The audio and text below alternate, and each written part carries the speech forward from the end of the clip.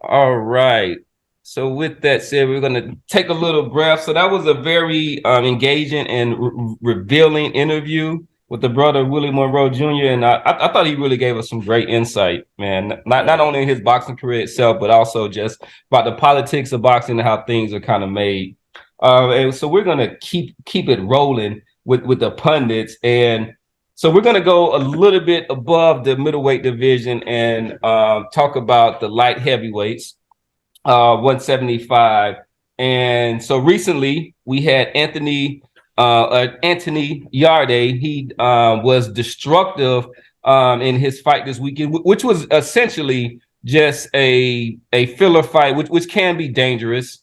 That he had this past weekend. He stopped his opponent, Koikov, in the third round, which I thought he really looked impressive in that fight to me. I thought he showed some wrinkles that I hadn't really seen before. And he actually made me look forward to this fight against Beterbiev, where I thought that I really, and you can go and look at the tape, I really didn't give him much of a chance. Boston Jarrett was somebody who was kind of been in Anthony, Yard's corner. So can you tell me, just we'll start with you, Boston Jarrett, just talk a little bit about, do you think that this win this weekend, I mean, did it show us anything, or was it just something that was Absolutely not. Absolutely not. This was a guy who had no business being in there with Anthony Yard. The fight with Beterbiev was scheduled to take place this weekend. The reason it didn't take place was because Beterbiev was injured. So no, this fight didn't show us a lot. But look, since the second Lyndon Arthur fight, I've been telling people Tunde Ajayi is no longer the lead trainer for Anthony Yard. He's got a guy, another Jamaican cat, whose name I cannot remember, but a former pro. Point is, he has a real boxing trainer now, a guy with real professional experience, and I believe some real training experience, not some glorified motivational speaker. And ever since he's made that change, you have begun to see improvements with this guy. You've begun to see IQ improvements, technical improvements. And so, yeah, when it comes to this Beterbiev fight, I think this is going to be a very, very, very tough fight for Beterbiev. He is not going to be able to sit there and walk through and push around a guy like Anthony Yard, who could probably fight at cruiserweight if he wanted to. Anthony is a very, very big 175-pounder. He's athletic. He can be awkward defensively if he wants to. And, quiet as kept. Beterbiev is a guy who people accused of being chinny at times. He's been put down a couple times. Not that makes him chinny, but it's something you've heard out there in the ether. I think Yard's athleticism, his defensive abilities, his ability to bend at the waist, his power, his size are going to cause Arthur Beterbiev a lot of problems. And quietly, Arthur is creeping up on 40 years old. He may not look like it in the ring. He may not look like it physically, but he's one of these guys from that Eastern European amateur program. He's got a lot of amateur fights under his belt. He's a guy that didn't turn pro until his early 30s, and guys can get old overnight. So this is a fight I'm definitely going to watch. But when you hear the talking heads out on YouTube say that Beterbiev is going to steamroll Yard, don't believe it, because that ain't going to happen. I ain't going to say Anthony is going to win, but it's going to be a tough fight.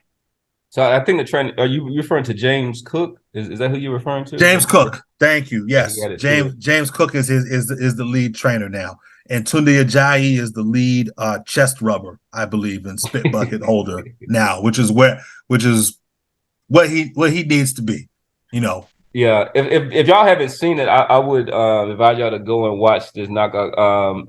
Anthony Yard, actually lifted his opponent off the ground with a kind of a prototypical Tyson combo, a right to the body that he was sneaking under the elbow the whole fight, and then he went right into a right to the body, right to uppercut absolutely lifted his guy off, off of his feet with that.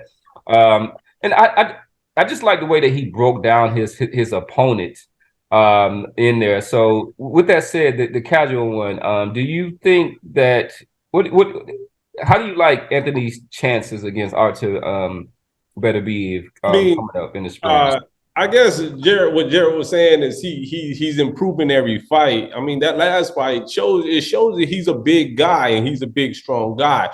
But to me, it still shows that he's just a brawler. He is not a boxer. I mean, he was hitting, but he was power shots. But he's just coming forward. He came forward just throwing power shots. He didn't lead up anything. He just whatever he thought about throwing, he threw and he landed. I mean, so I think with Beterbiev, if is a more experienced and skilled fighter, you're gonna have to box him to beat him. You're not just gonna walk throwing power shots and think you're gonna just gonna brawl down Beterbiev. You know what I'm saying? That's not gonna happen. And so hopefully this time, this delay with the new trainer, it'll show him how to use the jab to so he can throw that brick hand. But he was just walking down throwing straight power that whole fight.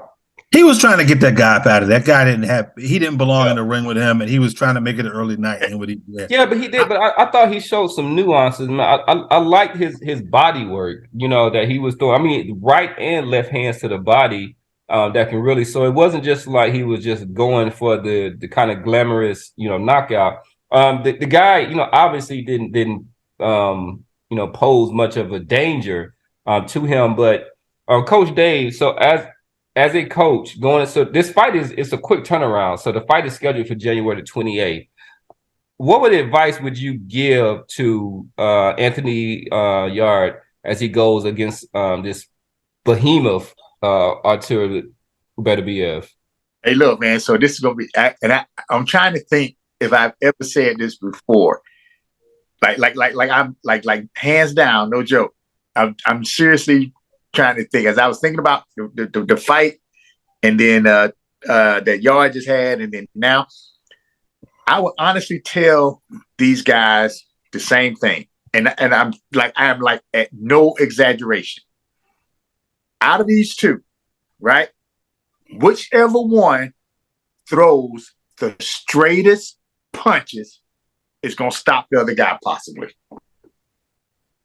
Whoever out of these two behemoths of a men, strong jokers, whichever one throws the straighter punches, possibly literally might stop the other.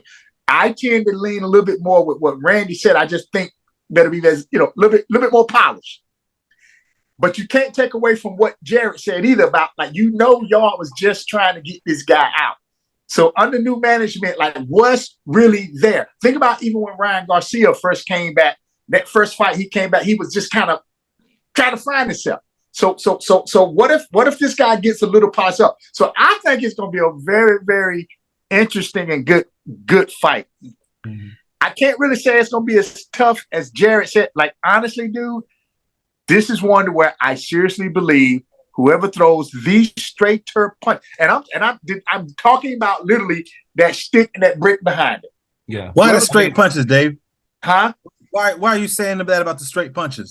Both these guys are wide, bro. I don't think anything. I think both of these guys punch wide. I hope it's not just a nasty slap fest of just wide, bulky, just a slap fest. So I say the straight punches because I think it's gonna come down to about anybody can get hit with a wide shot or whatever. But I think if it's a knockout that is definitely on that chin, man, I look for something coming straight down the pipe. I think Bivol will light both these guys up. You like Bivol against both of them. That's interesting. Okay. That was gonna be my next question. Which one out of those two gonna get Bivol?